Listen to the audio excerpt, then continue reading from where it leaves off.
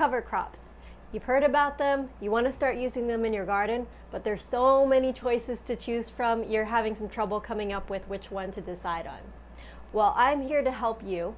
Today I'm going to show you the different varieties of cover crop and exactly how to choose which one is best for your soil, so that way you can make the best decision for your garden. So stay tuned. Welcome to True Freedom Permaculture, where I show you all the tips and tricks you need to have a green thumb, even if you weren't born with one. All right, let's get into it.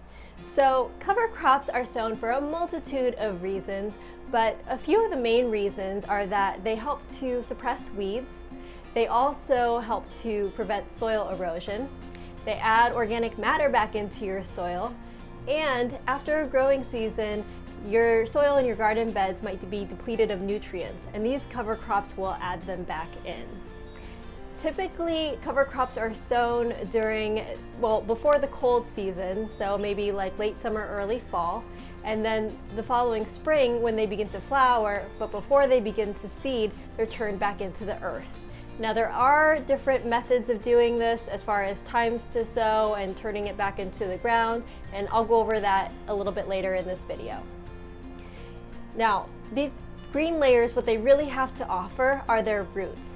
The roots of some of these varieties can extend way down, like 10 to 15 feet, and no plow or till is going to be able to reach that deep down into the earth. And down there, they will help to break up the soil and get some nutrients where no plow or till can go.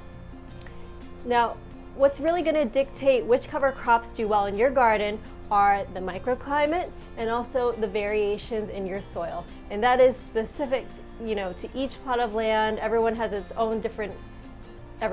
Each plot of land has its own different characteristics. So a foolproof way of finding out what works best for you is to choose several varieties and seed them all. Take note of which ones do well and which ones don't. The ones that do well, you know that you want to use those in the future. Each variety has its own unique compounds and benefits that it secretes into the ground.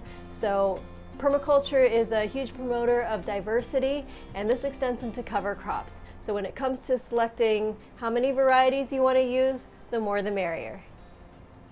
So I just wanted to show you a couple different varieties of cover crop that I have used in the past and I plan to use again in the future because they worked well for me. So on the left here I have some buckwheats, and on the right I have a mixture of peas and oats. So I'm going to go over the different varieties of cover crop and how you can choose which one is best for you. But to do that, let's head over to my whiteboard. There are three basic factors that you want to consider when selecting which cover crops are going to be best for your garden. The first one is deciding whether you want to use an annual or a perennial cover crop. The main difference is annuals work best in standard garden beds, which is probably what most of you will be using it for.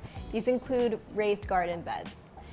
I would use a perennial when you have a large plot of land, or if you're preparing a large plot of land for something like an orchard, then you can use a perennial. It'll come back year after year, and it can serve as like a green mulch basically, and it can help to suppress weeds, things like that. But I think most of you watching this video will probably be selecting an annual. Once you've decided whether or not you want to use an annual or perennial cover crop, if you decide to go with the annual, then you have another decision, which is whether or not you want to use a warm weather annual or a cool weather annual.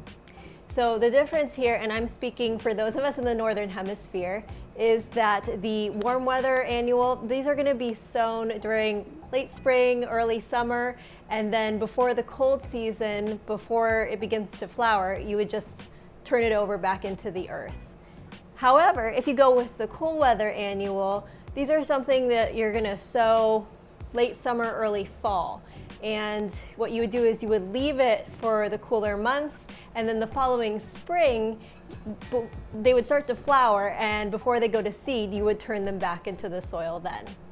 For me personally, I use cool weather annuals because I like to get the most mileage out of my garden beds as possible, and if I used a warm weather annual, then I would take up a lot of space and I wouldn't be able to grow some of my summer crops in my garden. The second thing you want to consider is the nitrogen-carbon balance. I remember in nutrition school, my professor told me that just because a little bit of something's good for you doesn't mean that tons of it is. And that really applies here. It really is all about the balance between these two, and you don't want too much tipped one way or the other. So you want a mix. If I were you, I would select a few of each type between nitrogen fixing cover crops and non-nitrogen fixing cover crops. Examples of nitrogen fixing ones are Austrian winter pea, fava beans, garbanzo beans, and black-eyed peas. Legumes, basically. We know this from, for example, like the Three Sisters Guild with the corn, the beans, and the squash, where the beans act as the nitrogen fixer in that guild. So non-nitrogen fixing cover crops that provide carbon, some examples are barley, grass, and rye, but definitely important to have a few varieties of both. The final factor to consider is the type of soil that you have. Do you have really loamy, light, airy soil? Or do you have heavy clay soil that's really dense and hard to break up?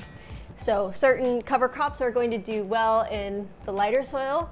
Certain cover crops are going to do better in the heavier soil. So examples of cover crops that do well in loamy soil are barley and red clover. Examples of cover crops that do well in heavier soil are white clover, mustard, and chicory. If you have really dense soil, something else you could do is I've seen people seed daikon, the radish, the large, thick radishes. And what you can do is you can break off the tops after they grow, and the root will actually just break down and it'll decompose, and it will leave these large pockets of organic matter in the soil, and that's a really effective way of breaking up the soil. I think you can achieve a good start by selecting 5 to 10 different varieties of cover crop. This will cover all of your bases, and it will give you an array of qualities and benefits. These cover crops will revitalize your soil, build nutrients, mine minerals, break up heavy soils, and also encourage visits from beneficial insects to your garden.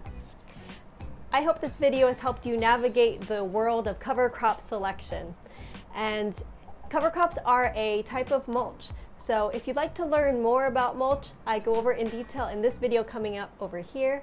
I hope you follow me over there, and I will see you soon.